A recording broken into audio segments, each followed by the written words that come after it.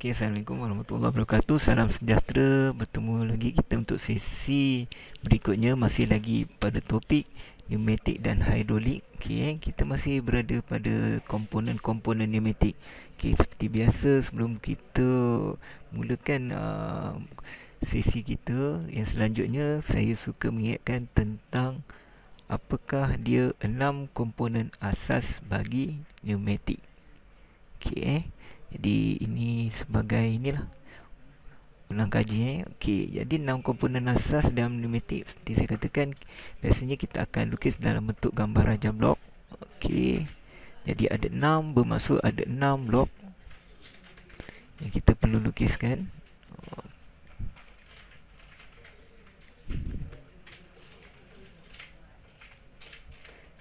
Dan okey, 6 blok. Okey, bermakna pertama sekali komponen yang perlu ada dalam sistem pneumatik iaitu kompresor. Okey. Kemudian apabila udara dimampatkan, udara akan disimpan dalam receiver. Kemudian dia akan dikeringkan menggunakan dryer. Kita bersihkan, tapis, kita regulate menggunakan filter, regulator dan beri sedikit pelinciran pada lubricator. Barulah untuk section consumption iaitu valve dan juga actuator. Okey, untuk menghasilkan kerja.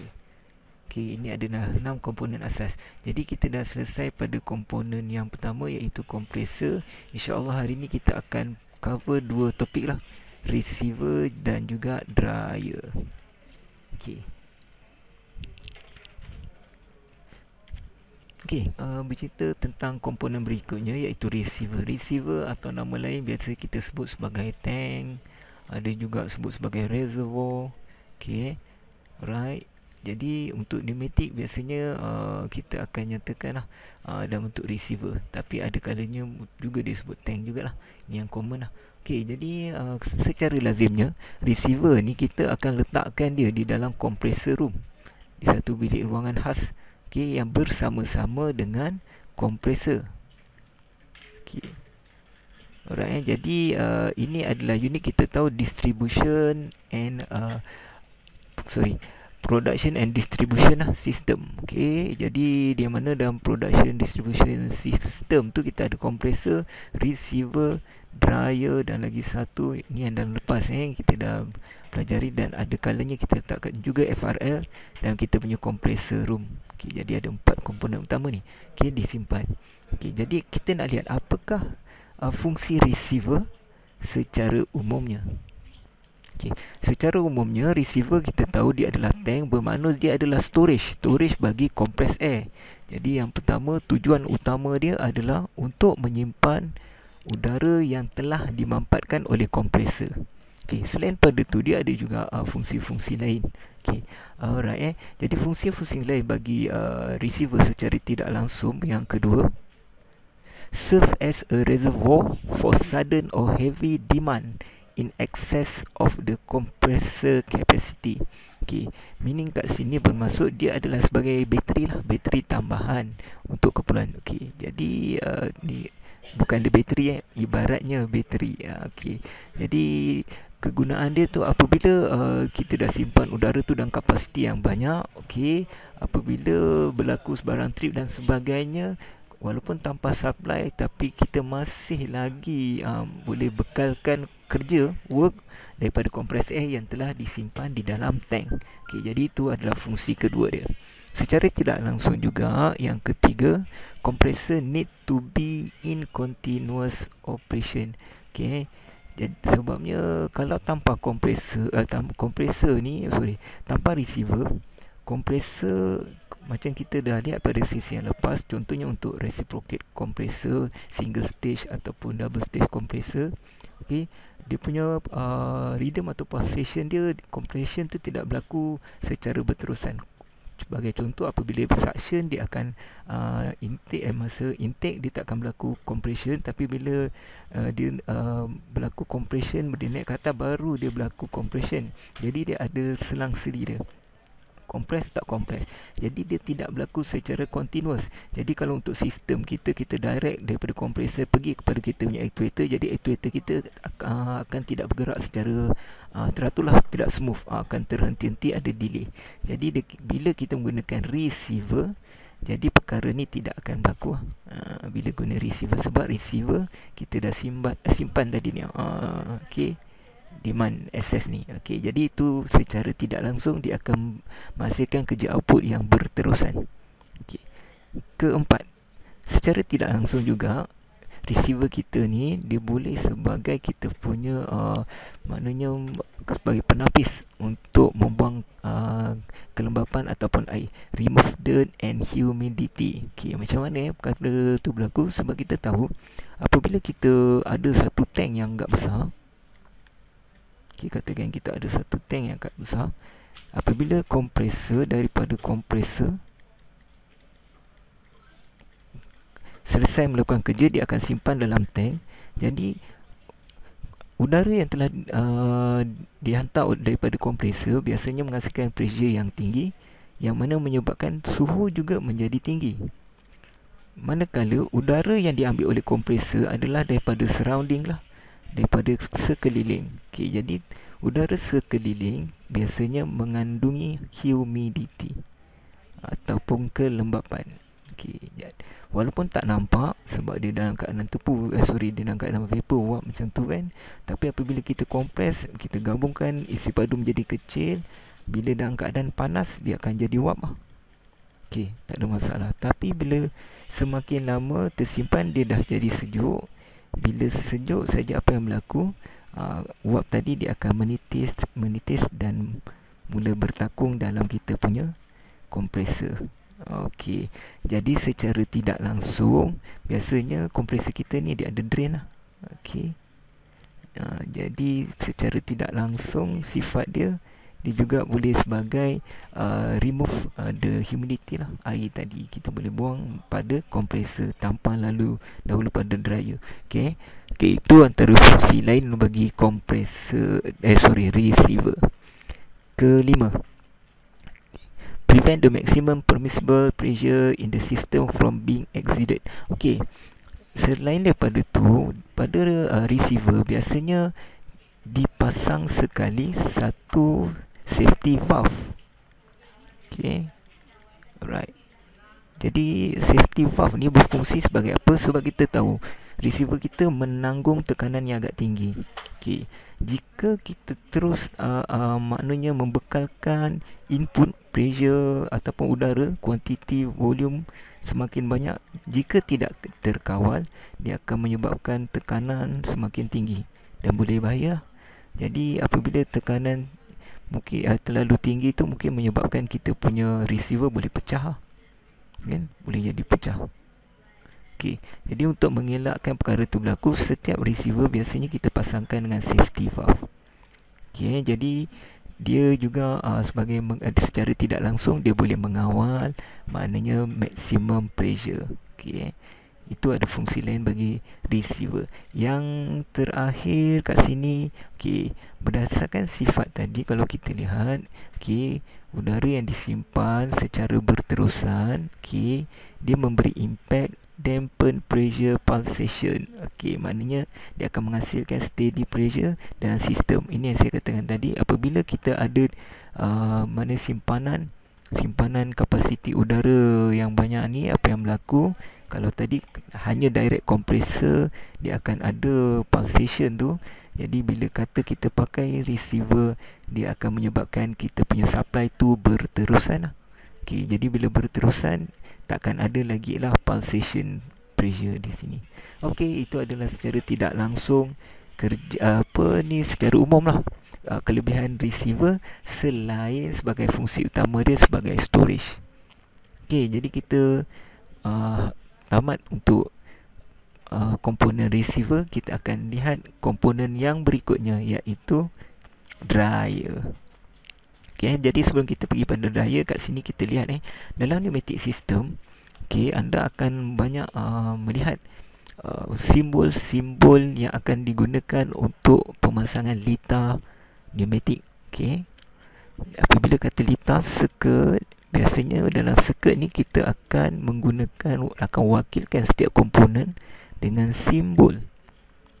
Okey. Right, jadi kita akan belajar banyak simbol. Pertama sekali pada topik, nanti kita akan lihat pada topik valve. Okey, jadi untuk receiver, simbolnya secara umum adalah ni. Okey, begini simbol bagi receiver. Okey, tapi kalau kata anda lihat di sini, okey, simbol yang tertera di paparan dia ada yang komplit lah. Okey, kalau sekadar untuk ingatan lengkap, kalau kata receiver, soalan nak receiver, just lukis begini. Tapi kalau nak lengkap, anda boleh lukis lah. Dalam receiver ni, ni simbol receiver. Yang ini biasanya untuk simbol gauge. Ini adalah simbol bagi flow valve.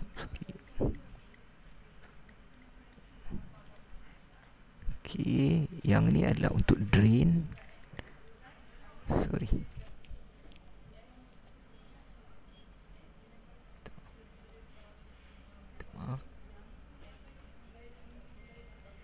Okey.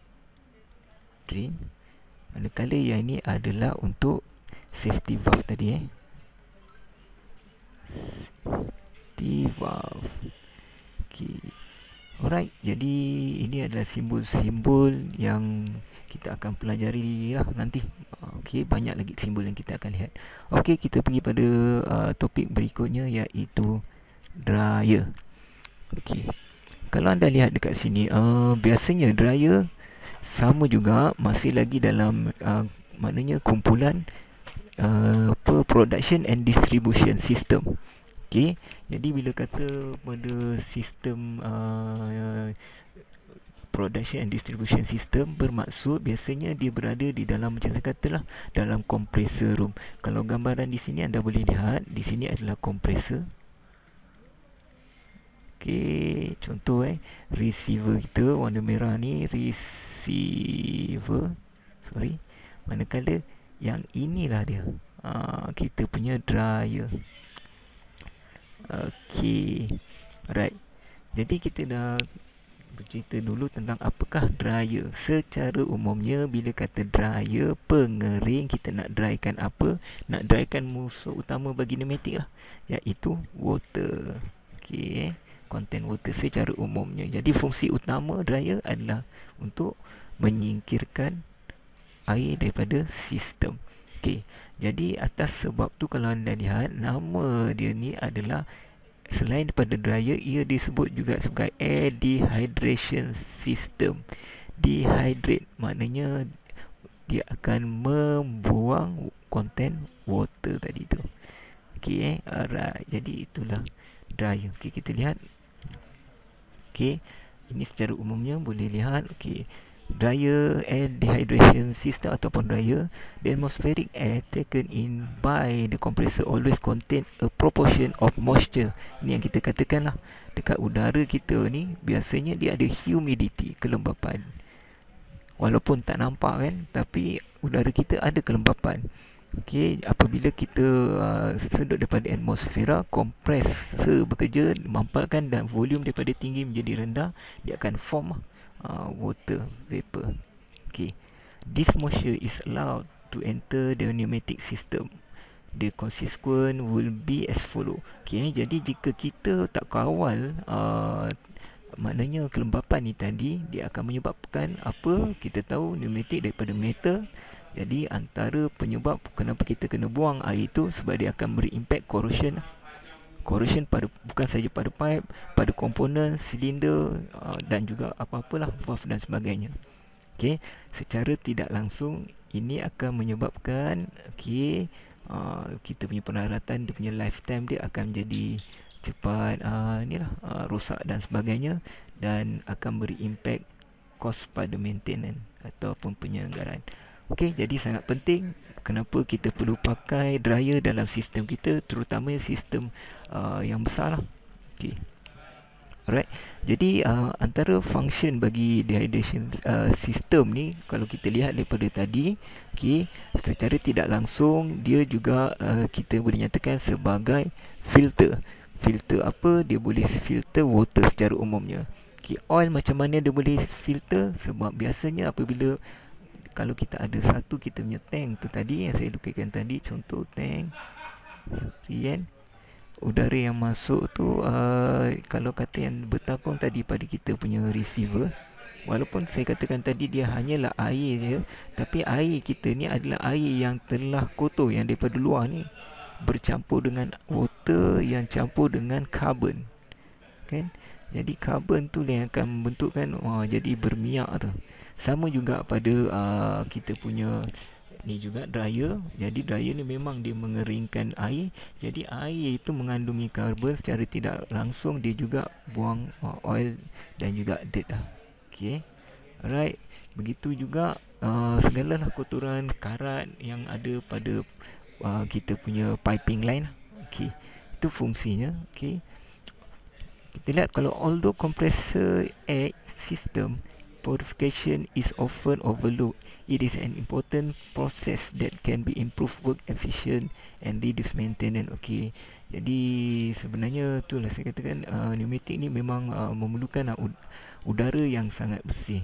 Okay, kalau kita ambil ringan perkara tersebut, dia akan beri impact pada kita punya cost maintenance.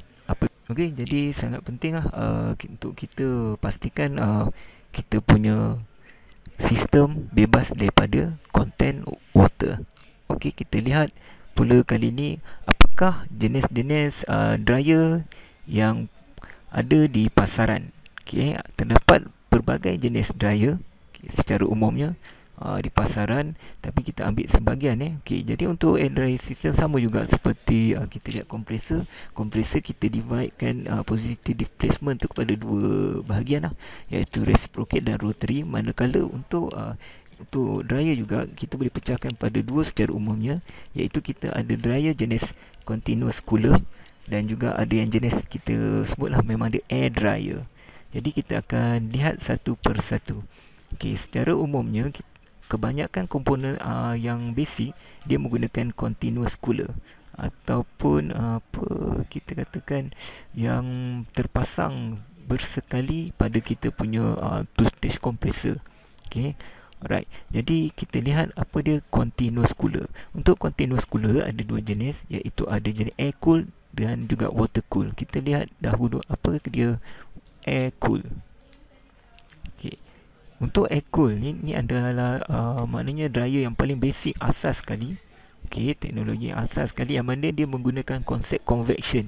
Convection apa dia? Okey, biasanya bila kata air cool ni penyejukan dilakukan dengan menggunakan kipas.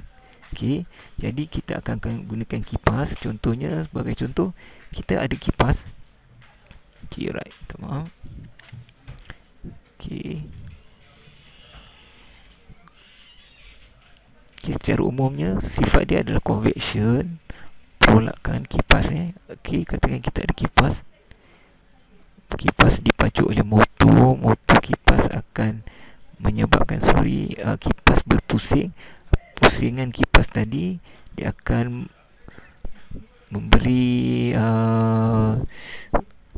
penolakan pada udara, yang mana kipas tadi dia akan menyejukkan kita punya coil system. Okey, yang mana coil ataupun kita punya pipe-pipe yang mana udara ni tadi kita akan lalukan dalam pipe copper macam ni Katakan kita daripada kompresor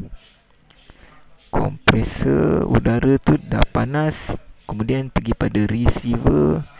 Daripada receiver pipe tu kita akan lalukan udara yang masuk tadi dalam keadaan pipe yang masuk Okey, jadi udara tadi air tu dalam keadaan panas lah. Jadi dalam keadaan panas, lepas tu basah, lembab, kita akan lalu pada coil kita kan. Jadi coil ni biasanya dalam copper lah. Jadi macam tu jadi pada cooling coil kita ni. Jadi apa yang berlaku, pipe-pipe copper kita ni yang kita letakkan pada kita punya coil ni, dia akan ditiup oleh kita punya kipas ni tadi. Jadi apabila kipas tiup, dia akan menyebabkan yang bahagian panas pada kita punya udara tadi akan dissipate ataupun di remove keluar lah. Remove heat, kan, heat ni akan keluar, manakala udara tadi daripada panas dia akan keluar dan dia menjadi sejuk lah untuk kita punya requirement. Okay, jadi itu adalah fungsi asas bagi kita punya air cool system. Okay, alright. Jadi kita lihat sedikit mungkin video sebagai rujukan.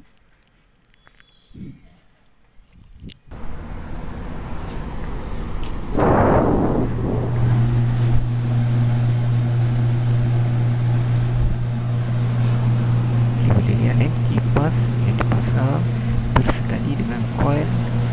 Kalau anda lihat di bahagian belakang tu, okay,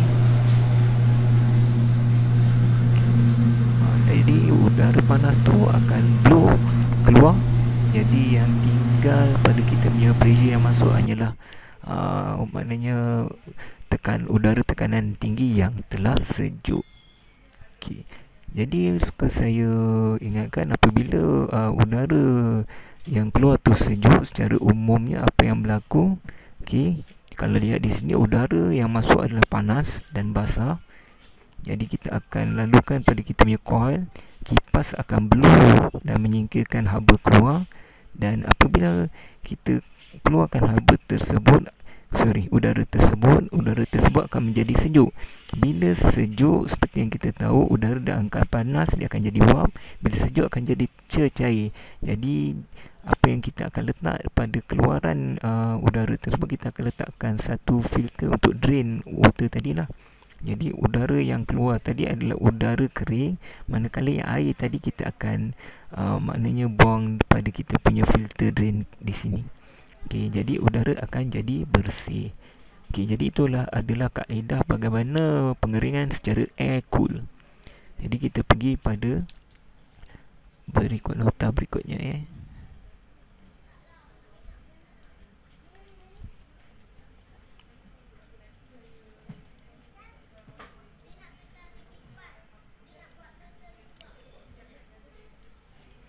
Okey, yang kedua untuk continuous cooler adalah jenis water cool. Tadi kita gunakan air cool, maknanya udara sebagai ejen penyejukan, manakala untuk continuous cooler jenis water cool kita menggunakan air sebagai ejen penyejukan.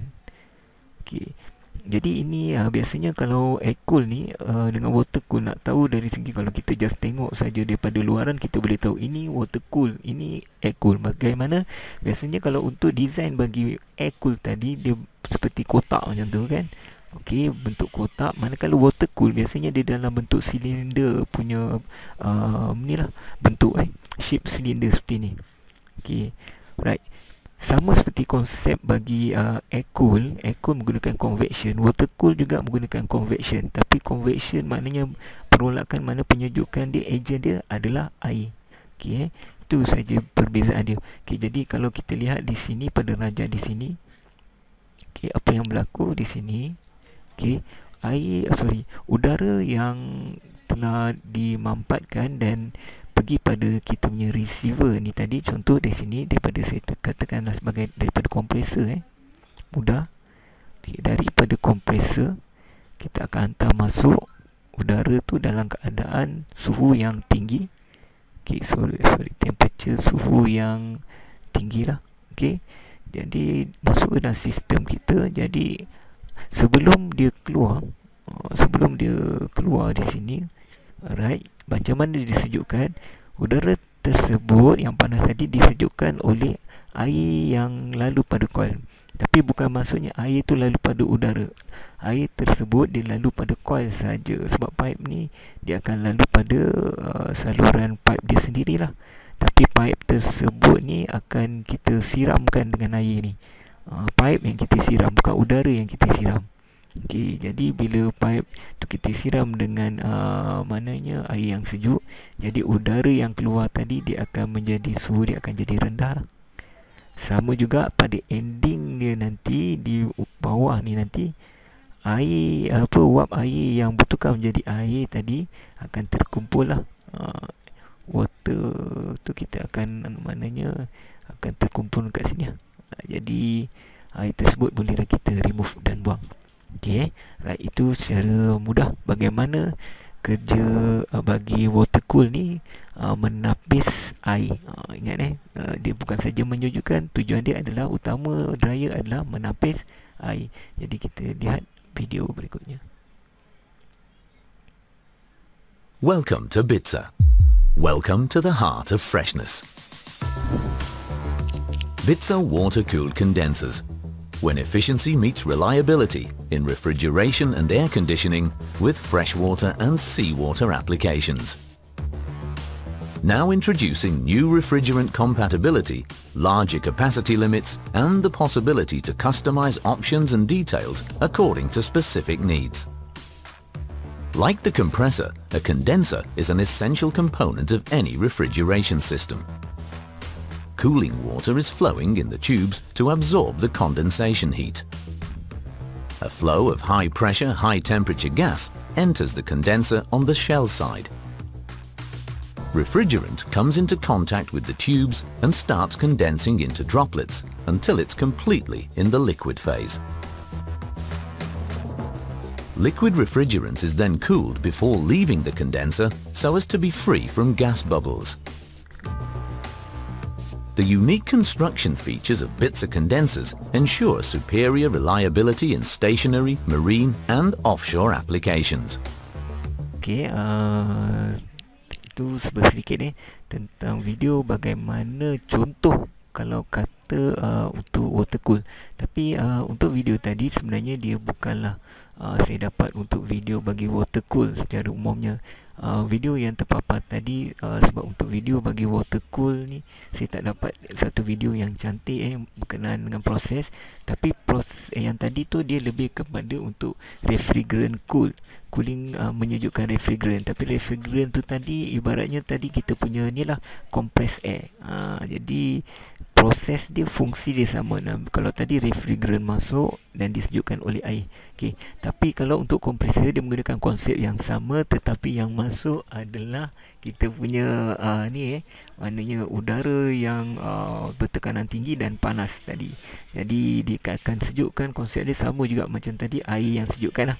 Cuma tadi itu adalah untuk refrigerant punya, itu adalah cooling coil lah, iaitu bahan kita punya unit bagi penyejukan bagi refrigerant. Okey, tapi konsep dia adalah sama. Okey. Alright. Jadi kita akan pergi pada dryer yang berikutnya. Okey.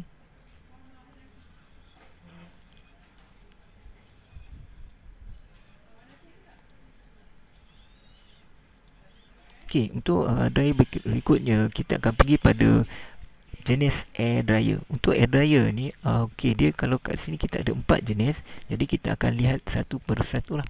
Okey, right, untuk air dryer yang pertama kita akan pergi pada air dryer yang kita sebut sebagai absorbent. Okey, right. Jadi absorbent ni kalau anda cari di internet mungkin anda tak jumpa absorbent dryer. Untuk untuk searching internet saya sarankan anda type perkataan ni. Okey, sebab ini yang kita gunakan di politeknik. Tapi kalau untuk komersial punya penggunaan, ia tidak disebut sebagai absorbent. Kita sebutkan dia sebagai daily school. Okey, ni dia.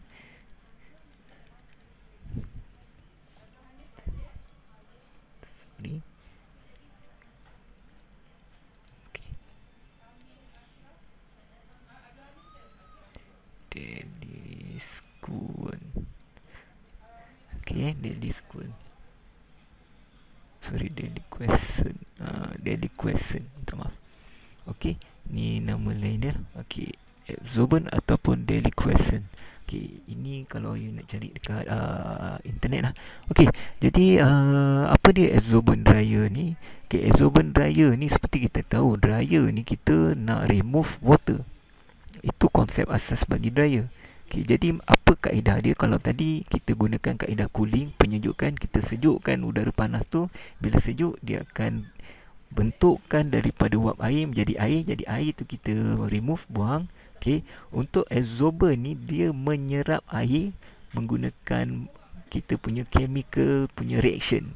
Okey, chemical reaction kalau untuk dalam absorber ni dia adalah satu tank yang kita isi dengan drying agent, iaitu jenis biasanya adalah sama ada urea, kalsium klorid. Jadi ini yang biasa kita gunakan lah, urea. Jadi mungkin anda biasa dengar perkataan urea ni. Kalau dulu dalam sekolah, urea ni kita tahu dia adalah baja. Jadi senang cerita, urea ni nak memahamkan dia, nak membayangkan dia, dia seperti garam lah. Okey, jadi garam kita tahu sifat garam ni bila kita terdedah pada udara, lama kelamaan dia akan jadi macam berair cair. Okey, dia akan jadi agak berair macam tu kan. Sebab apa? Sifat garam tu lah, dia boleh menyerap air. Jadi dalam sistem absorbent ataupun deliquescent ni, kita akan letakkan contohnya di sini, kita ada tank, yang mana tank tersebut dia akan terbahagi kepada dua section di sini, upper dengan lower. Okay. Alright. Jadi apa yang berlaku, upper ni dekat sini dia akan ada filter lah. Okay, mesh filter. Dekat upper ni kita akan isi dengan tadi urea ataupun kalsium klorid tadi lah. Right, sama ada. Jadi kita penuhkan dengan drying agent ni. Apa yang berlaku, udara daripada kompresor yang kita tahu dia punya temperature dia adalah tinggi, kemudian dia adalah lembab ataupun basah, wet lah, wet. Okay, right, daripada kompresor. Jadi dia dalam keadaan wap kan, jadi dia akan masuk ke dalam sistem. Bila masuk dalam sistem, apa yang berlaku, garam ni tadi dia akan menyerap air-air tadi, partikel-partikel air. Jadi partikel-partikel air tu akan diserap, yang keluar tadi hanyalah udara yang kering, air compress yang dry lah. Daripada tadi wet jadi dry. Yang basah tadi akan diserap dan akan menitis bertakung di dalam kita punya takungan lower ni. Jadi bahan kat sini dia akan campurlah antara water plus urea. Urea yang telah cair. Okey. Jadi cair, jadi liquid, jadi dia akan bertakung ke bawah. Right. Jadi ini adalah bagaimana deliquescent ataupun absorbent drying punya konsep lah. Okey, jadi mungkin anda boleh tengok video berikutnya sebagai membantu kefahaman anda. Okey, jadi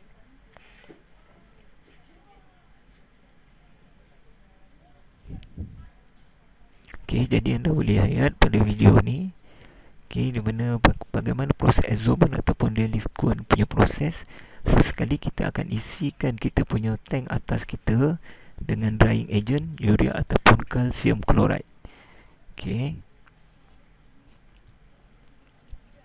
Jadi ada yang bertanya, adakah drying agent ni perlu di top up? Ya, apabila pada satu masa kita kena perlu check lah, sama ada kalau kita tengok dalam kita punya output, kita punya line, biasanya kita akan check dalam kita punya preventive maintenance dalam 6 bulan. Kita akan check kita punya drying agent ni, bergantunglah pada kapasiti kita dan penggunaan kita.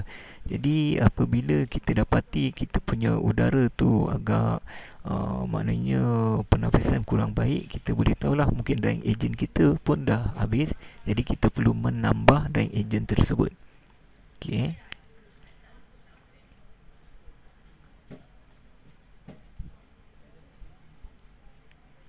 Jadi udara yang masuk dalam keadaan basah, wet. Okey. Jadi apabila bercampur dengan garam tadi, dia akan jadi titisan-titisan air yang bercampur dengan urea tadi ataupun kalsium klorid ya. Jadi dia akan menitis jatuh ke bawah. Jadi udara yang wet tadi akan tersingkir. Jadi kita akan buang yang bertakung tadi, kita boleh buang pada drain valve di bahagian bawah.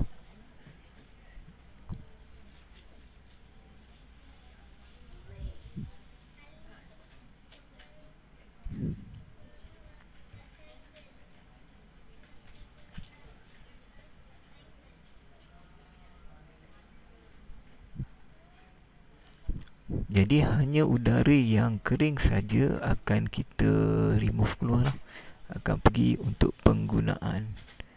Okey.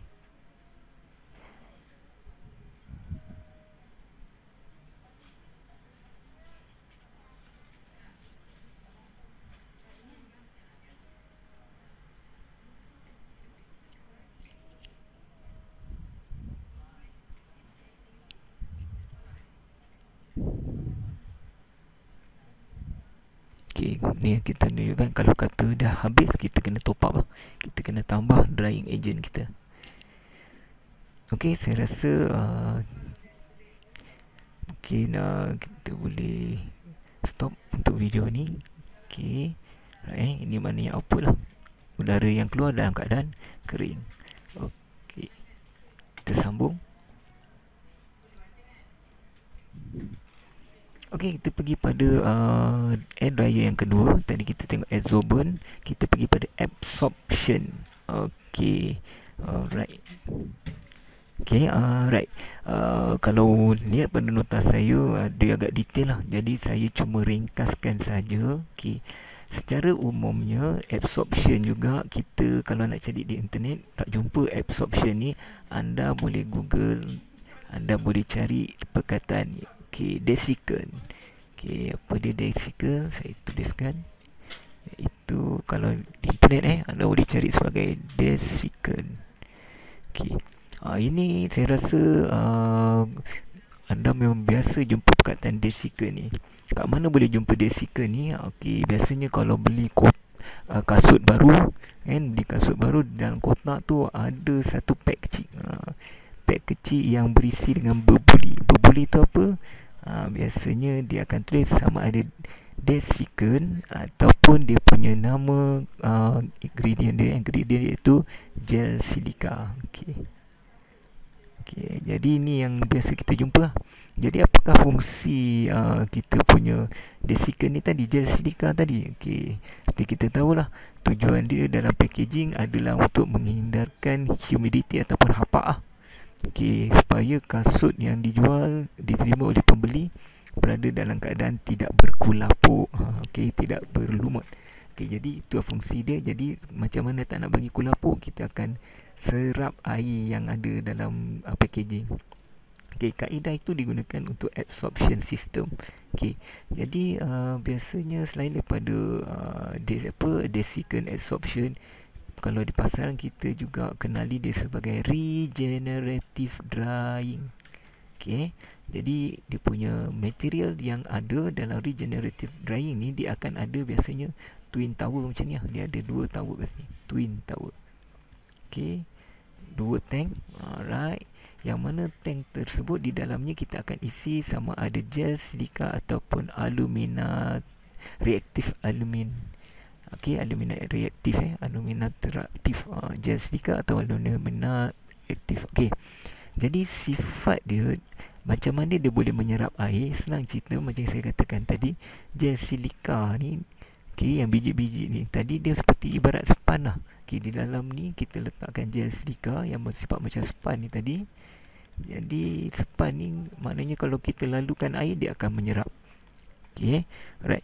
Jadi kita nak lihat fungsi dia, macam mana dia boleh menyerap.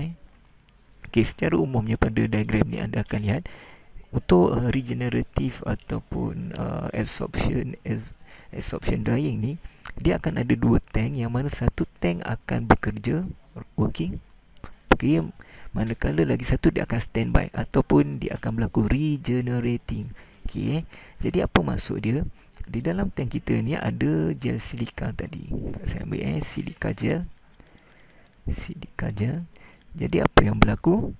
Okey, apabila udara yang daripada kompresor tadi, kompresor, sekali lagi, daripada kompresor, suhu tinggi dan juga basah. Okey, jadi kita akan salurkan pada salah satu bahagian saja. Okey, pada salah satu bahagian, sama ada kolom pertama ataupun kolom kedua. Untuk sekarang ni katakan kita nak menggunakan kolom tu sebagai kita punya dryer yang kita perlukan, dia tak akan gunakan dua-dua secara serentak. Okey, konsep dia salah satu standby, satu proses. Jadi bila sini dah penuh, dia akan stop, dia akan tukar pada kolom yang lain. Okey, jadi dekat sini kalau kita lihat proses pertama, kita ambil contoh proses dia daripada kompresor, valve. Okey, ini adalah valve. Kita punya switch lah. Valve akan kontrol supaya membenarkan udara pergi pada kita punya tank kolom yang pertama. Jadi udara yang basah tadi, gel silika akan serap air. Okey, dan yang keluar ni adalah udara yang telah kering lah. Alright. Okey, jadi udara kering tu kita akan hantar kepada kita punya sistem. Alright. Jadi itu proses dia. Tapi apa yang berlaku, lama kelamaan span kan, span lama-lama bila dah serap air dia akan jadi tepu lah, kan. Jadi bila dia dah tepu, mana dah tak boleh nak serap dah. Okey, bila keadaan tu berlaku, kita akan stop kat sini. Working ni kita akan stop. Right, macam mana nak stop? Stop kita akan menyebabkan kita aktifkan kita punya valve. Valve akan aktif, dia akan tutup laluan di sini dan dia akan menyebabkan kita punya aliran tadi bertukar pergi pada kolom yang kedua. Okey, jadi kolom kedua pula yang akan menyerap air. Apa yang berlaku pada ketika itu, ketika proses ini pula yang working. Contohnya ni working, dia akan tukar switch. Ni akan jadi standby ya. Standby, okey. Ketika proses kolom kedua bekerja, jadi kolom pertama ni tadi kita akan heatingkan dia. Tu yang regenerative tu, dia akan heating, dia akan panaskan. Jadi bila kita panaskan tadi, maknanya jet silika tu, sorry minta maaf, jet silika tu kita akan panaskan. Jadi apa yang berlaku, jet silika tersebut tu air tadi tu dia akan dikeringkan lah. Dia akan remove water daripada sini. Okey, masa regenerative, remove water content lah. Jadi pada satu masa dia akan kembali kering lah, kembali normal. Okey, kering. Jadi bila dia kering kat sini, bila sini tepu saja, secara automatik dia akan switch. Switch pada kita punya valve. Okey, untuk bagi yang kedua pula, kolom 2 pula kembali. Jadi cycle ni akan berulang. Okey, jadi secara umumnya kalau anda lihat, okey, untuk beza antara deliquescent dengan desiccant. Deliquescent ni kita perlu top up bahan chemical kita, tapi untuk yang kita punya desiccant ataupun adsorption ni kita tak perlu tukar lah. Sebab kita boleh recycle, cuma mungkin pada satu masa yang lama tu dia dah expired, barulah kita akan tukar, jadi dia lebih safe. Okey, jadi kita mungkin boleh tengok sedikit video tentang kita punya desiccant ataupun adsorption system.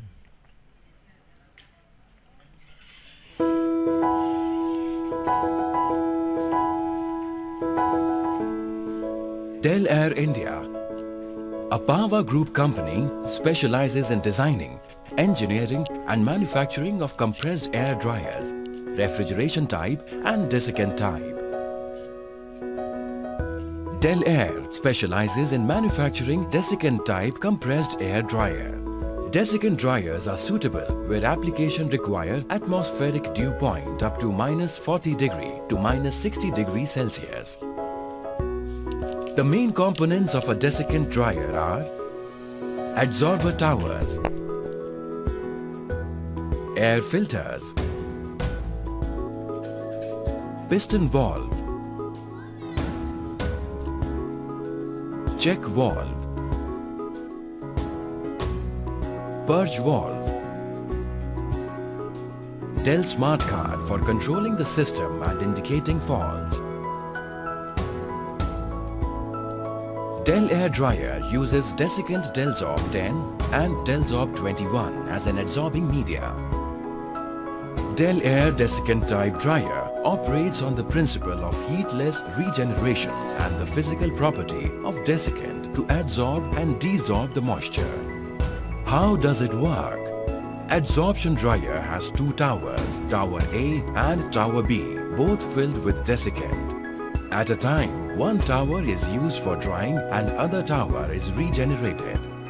We are assuming that Tower A is under drying and Tower B is under regeneration. The compressed air which comes from compressor enters the system through inlet and then moves into pre-filter which removes dust particles from compressed air. The air then passes through piston valve and enters into Tower A where the desiccant absorbs its moisture. The dry air then passes through check valve and enters into after filter where any desiccant dust is removed. The clean and dry air are then proceeded downstream into the plant. During the above process, the 12 to 15% dry purge air which came from Tower A passes through purge valve and then enters into Tower B. It then passes over the saturated desiccant beds which dries the desiccant and is exhausted from the system to atmosphere through a valved outlet which is fitted with a silencer to reduce noise. This is a 10-minute automatic cycle, that is 5 minutes drying cycle and 5 minutes regeneration cycle which is controlled by microprocessor based Dell Smart Card. Dell Air also manufactures customized engineered desiccant dryers, that is, no loss split flow. In this dryer, the wet compressed air gets split into two streams. 60% of tu secara sikit lah mungkin membantu video. Sekali lagi saya suka ingatkan bahawa saya mengambil segala video itu ihsan daripada YouTube jadi saya mohon para pelajar tidak menggunakan video pembelajaran ni untuk tujuan komersial lah, sekadar untuk personal punya pembelajaran. Right. Dan saya mohon tidak di-upload lah ke media sosial, medsos, mana-mana medsos jadi untuk simpanan sendiri saja. Harap pelajar-pelajar dapat bekerjasama lah.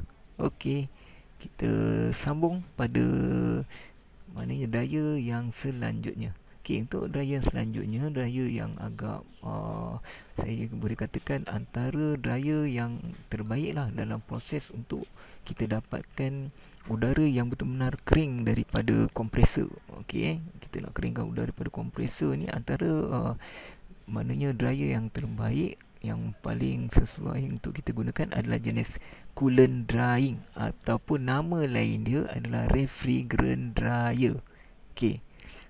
Untuk final juga pernah keluar nama lain dia adalah ni nama lain yang kita tengok nama-nama lain. Satu sebagai cooling dryer, refrigerant dryer, lagi satu disebut juga sebagai minta maaf tu dia low temperature drying.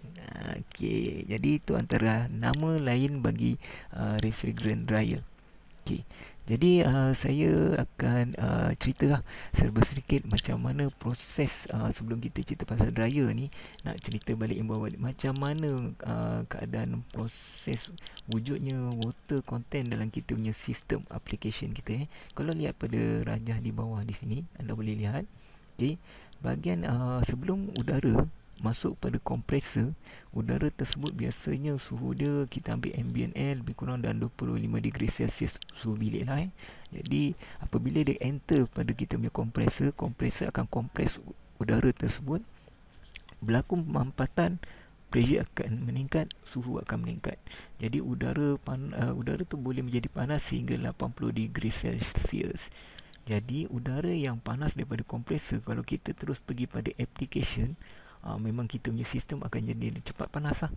Jadi kita perlukan maknanya udara yang sejuk untuk supaya mesin kita pun tak efek lah dari segi haba yang suhu. Jadi apa yang berlaku biasanya daripada kompresor, pada kompresor kita ada intercooler. Jadi ada air cooler. Jadi air cooler tu boleh menyejukkan sistem sehingga 35 degree Celsius. Simpan lama sikit dalam tangki sebelum guna tu. Jadi simpan dalam tangki pun dia sejukkan sikit, mungkin turun dalam 2 degree pergi pada 33 darjah Celsius. Daripada tangki receiver kita barulah hantar kepada dryer. Jadi dryer dekat sini kalau anda lihat dia drop sampai 3 degree. Yang ini kita menggunakan drying jenis by refrigerant ataupun low temperature drying. Okey. Right. Tapi adakah dia keluar daripada low temperature drying ni? Okey, low temperature drying ni mana dia proses dia akan masuk 33, sebenarnya dia keluar 27. Ini intermediate ni tengah-tengah kita akan lihat kenapa dia boleh jadi 3 degree Celsius. Okey, untuk tahu tu kita lihat proses diagram dia. Okey. Kalau tadi kita cerita daripada receiver tadi, okey, daripada receiver sebelum pergi pada dryer, daripada receiver kepada Fazim, minta maaf. Okey, saya tekan ni. Alright, daripada receiver. Sini receiver. Receiver kalau kita lihat contoh tadi, suhu yang datang daripada receiver kita assume 33 degree Celsius. Okey, jadi daripada receiver kita tahu pressure tinggi, lepas tu temperature tinggi dan dia dalam keadaan basah, wet. Okey, jadi udara yang basah tadi dia akan masuk pada 33 degree Celsius. Okey, jadi dekat dalam sistem low temperature dryer dia ada dua heat exchanger. Okey, yang pertama heat exchanger yang pertama di sini, ini kita sebagai heat exchanger air to air. Okey, manakala heat exchanger yang kedua, right, adalah di sini. Okey, right, dekat sini yang kedua, heat exchanger yang kedua iaitu air to refrigerant. Okey, air to refrigerant. Okey, jadi kita lihat. Okey, jadi udara yang tadi balik semula daripada receiver 33 darjah Celsius, apabila dia masuk ke dalam mana chamber yang pertama, heat exchanger ni, mana konsep tadi lah kita lihat contoh pada water cool tadi. Apabila udara panas campur air, dia akan jadi sejuk. Ataupun udara panas lalu dekat coil kipas blow, dia akan jadi sejuk. Jadi exchanger kat sini apa yang berlaku, macam mana dia boleh reducekan temperature. Jadi air inlet ni tadi 30 degree Celsius, manakala dekat sini dia akan campurkan udara yang telah sejuk. Okey, udara yang telah sejuk pada proses yang sebelumnya. Okey, proses sebelumnya kita akan lihat kenapa dekat sini jadi sejuk. Okey, tapi kita ambil dahulu, maknanya yang kat sini udara ni dah sejuk. Okey, biasanya around dalam mungkin dia meningkat sikit 3 hingga 4 degree Celsius lah. Saya just letak assume katakan 3 degree Celsius. Jadi 3 degree Celsius ni sejuk campur dengan udara yang 33 yang panas ni tadi, dia akan hasilkan keluar, nanti kita lihat udara yang sesuai untuk kita gunakan. Okey, jadi dekat sini 3 degree campur dengan 33, jadi apa yang berlaku, udara tadi dia akan menurun suhu dia. Suhu akan drop. Suhu drop. Jadi apabila suhu drop, kita tahu apabila suhu menurun, secara automatik udara tersebut tu akan jadi sejuk. Daripada wap air, dia akan tukar dalam bentuk titisan-titisan air. Jadi dia akan trap kat sini wet punya ni lah content air content tadi, water content yang ada pada udara compressed air tadi, dia akan trap lah. Jadi dia akan bertakung. Jadi kat sini dia akan sedikit kering, dry less lah, jadi kurang sikit. Jadi apa yang berlaku pada chamber yang kedua, iaitu chamber air to refrigerant, bermaksud udara yang telah disejukkan tadi kita akan lalukan pada cooling coil yang berisi dengan refrigerant. Kalau tadi sebenarnya video yang contoh water tu konsep. Jadi ini daripada refrigerant, bukan bermaksud udara tu kita campur dengan refrigerant. Tidak, refrigerant lalu dalam conduit, iaitu dalam pipe sejuk. Jadi yang kat sini dari refrigerant punya pipe ni di dalam pipe. Jadi udara tadi kita lalukan kat pipe ni tadi, jadi apa yang berlaku, pipe ni adalah bahan refrigerant refrigerant cycle. Jadi dia dah jadi sejuk. Bila sejuk itu yang menyebabkan bila dia keluar di sini, dia boleh drop sehingga 3 degree Celsius. Jadi bila terlampau sejuk, ibaratnya dia memerah air daripada udara yang panas tadi, dia perah secukup-cukupnya. Jadi apa yang berlaku, udara yang keluar kat sini, udara yang kering, sangat kering, tetapi suhu dia sangat rendah, iaitu 3 darjah Celsius. Jadi kalau kata dia dah kering, kita terus hantar kepada, kalau pada sini kita terus pergi pada sistem. Jadi apa yang berlaku, sistem tu akan jadi senang bahasa kejung lah.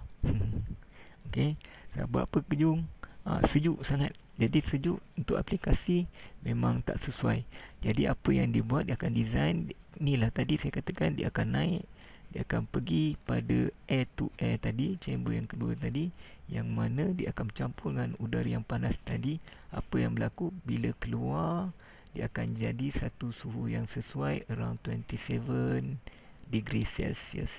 Jadi ini adalah untuk kegunaan application. Okey, jadi itu adalah proses bagaimana low temperature drying berfungsi. Okey, mungkin ini sedikit penerangan, dan saya mungkin dapat tunjukkan sedikit video dari segi the real komponen daripada Dell Air juga. Kita ambil example daripada Dell Air yang saya ambil daripada YouTube. Mungkin boleh jadi membantu.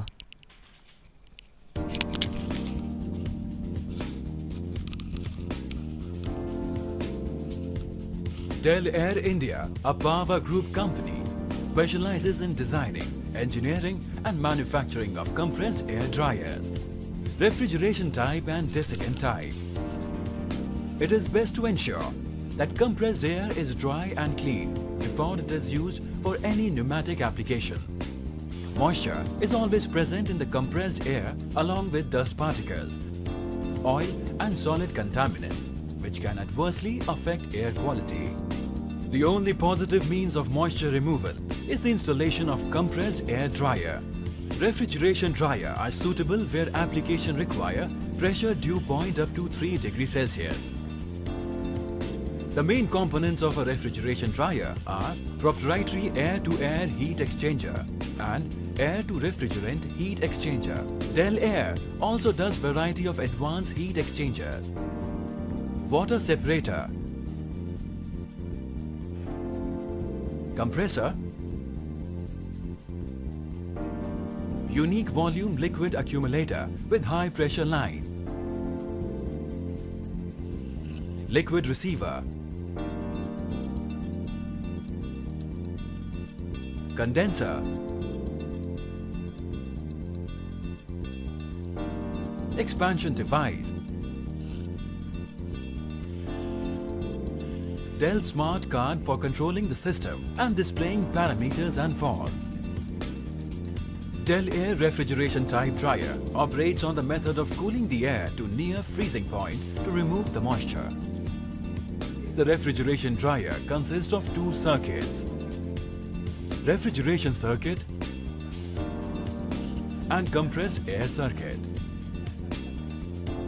In refrigeration circuit, the compressor pumps refrigerant gas into the volume liquid accumulator, where this hot refrigerant gas transfers its heat to cold refrigerant, which is coming in liquid form from air to refrigerant heat exchanger. This high pressure and high temperature refrigerant goes into a condenser, which can be either air-cooled or water-cooled. Condenser transfers the heat from the refrigerant gas to the ambient air or cooling water as the gas condenses into a liquid, which is collected in the liquid receiver. Then it travels through filter where impurities are absorbed. The liquid gas then passes through an expansion valve, which reduces the pressure of liquid gas, which leads to reduction in its temperature down to 0 degrees Celsius. This enters into the air to refrigerant heat exchanger, and the heat from the hot compressed air is absorbed by the cold refrigerant. This refrigerant is sucked by the compressor, and the cycle starts over again.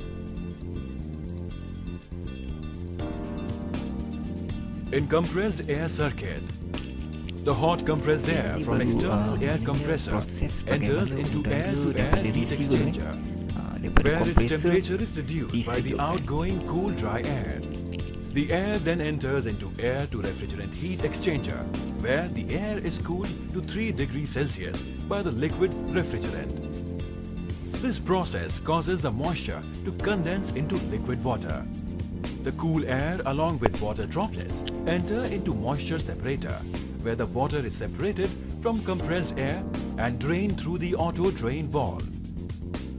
The cool dry air then enters into air-to-air heat exchanger and is warmed up by the incoming hot air up to the near room temperature. The outgoing air has achieved 3 degrees Celsius pressure dew point and is now dry.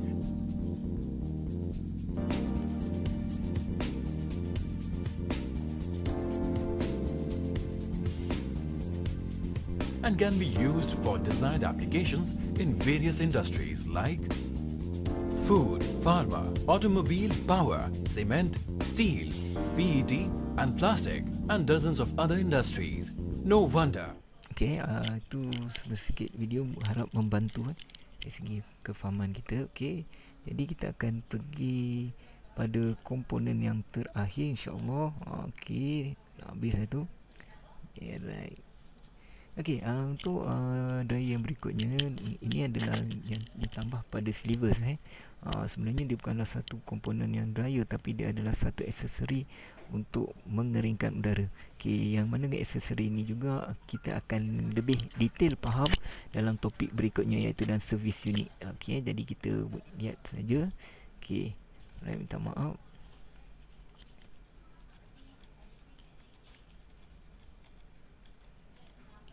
Okey, yang berikutnya adalah mainline filter. Okey, untuk mainline filter ni sebenarnya dia adalah filter di dalam kita punya piping line.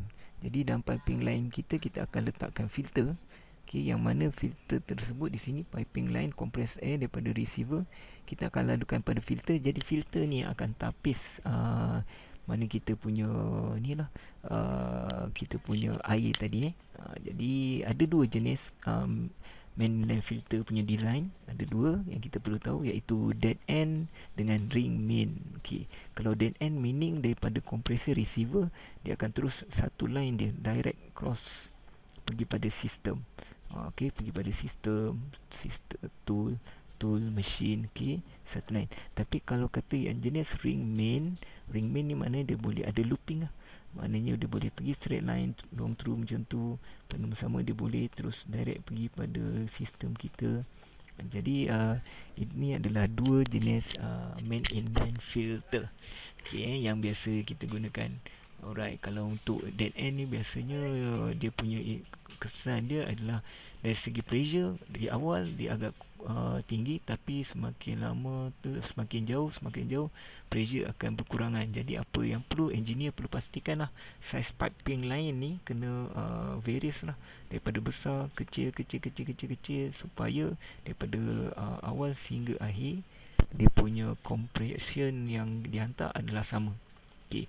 Tapi kalau untuk ring, maknanya dia punya ni dia akan reduce kan, dia boleh balance pressure yang daripada awal dan hingga yang ujung ni, dia akan mungkin dapat pressure drop tu kurang sedikit, jadi mendapat tekanan yang hampir sama daripada yang asal. Okey, saya rasa right, ini kalau tengok sorry. Okey, jadi main ni pipe kita tadi balik. Okey, jadi kat mana nak pasang dia punya filter tadi? Okey, saya terlupa, minta maaf. Filter tu biasanya dipasang di bahagian atas ni. Jadi kat sini filter kita akan letak. Filter tu macam mana? Okey, contohnya, okey, filter dia ada ni Jadi ni pipe yang tadi yang saya bulatkan tu. Jadi pergi kepada kita punya tool ataupun mesin di sini. Mesin ni, okey. Right. Jadi di sinilah nanti anda akan lihat kita akan pasang kita punya filter tadi. Filter pada setiap keluaran output dia kita akan letak filter. Jadi air itu tadi dia akan bertakung pada filter kita. Water drain sini. Jadi yang keluar tu adalah bersih, udara yang kering. Okay, alright. Jadi harap video ni dapat membantu para pelajar bagi memahami apakah sistem dryer ataupun dehydration system. Jadi kita test sikit kita punya ni sebagai ulang kaji. Alright. mungkin pelajar boleh baca tu, boleh lihat apakah boleh menjangkakan agaknya apa jawapan dia. Okay, pertama soalan yang ada kat situ boleh lihat. Okay, the first question, okay, refrigerant type air dryer remove water from an airline by, okay, refrigerant type, meaning kita ada berapa jenis tadi. Okay, kita ada refrigerant, nama dia ada berapa jenis refrigerant. Lepas tu kita ada low temperature dryer, benda yang sama. Okay, jadi yang menggunakan refrigerant, apakah jawapan dia? Adakah chemical absorbent, chemical absorbent, ataupun reduce temperature of the air? Okay, mana satu yang tepat? Okay, soalan pertama. Soalan kedua, untuk menguji, okay, the basic function of air dryer. Okay, jadi bila sebut dryer ni, fungsi utama dia sebenarnya apa ni? Prevent dust from entering, ataupun store the smoothen the pulsation air output, ataupun reduce the temperature of the air before it enter the next stage to increase efficiency. D, remove remaining trace moisture after the aftercooler. Okey, jadi kalau lihat jawapan kat sini, hampir kesemuanya betul, tetapi mana yang lebih tepat? Okey, alright, kita pergi pada jawapan. Okey, jadi untuk soalan pertama tu, refrigerant, maksud dia memanglah cara mudahnya dia reduce temperature lah. Kita tahu hingga 3 degree Celsius di perah. Okey, jadi itu ada fungsi refrigerant, reduce temperature. Okey, manakala soalan kedua, hampir semua ni betul sebenarnya. Dryer boleh untuk prevent dust, boleh dan sebagainya. Tetapi yang paling tepat adalah untuk remove kita punya water ni, moisture ni, water kan. Jadi sebenarnya untuk singkir water. Jadi ini jawapan yang paling tepat. Yang lain-lain tu betul juga, tetapi kurang tepat. Okey, saya rasa cukup setakat itu saja. InsyaAllah kita akan sambung lagi kuliah kita untuk sesi yang akan datang. Sekian, wabillahi taufiq wal hidayah. Assalamualaikum warahmatullahi wabarakatuh. Salam, berjumpa lagi. Terima kasih.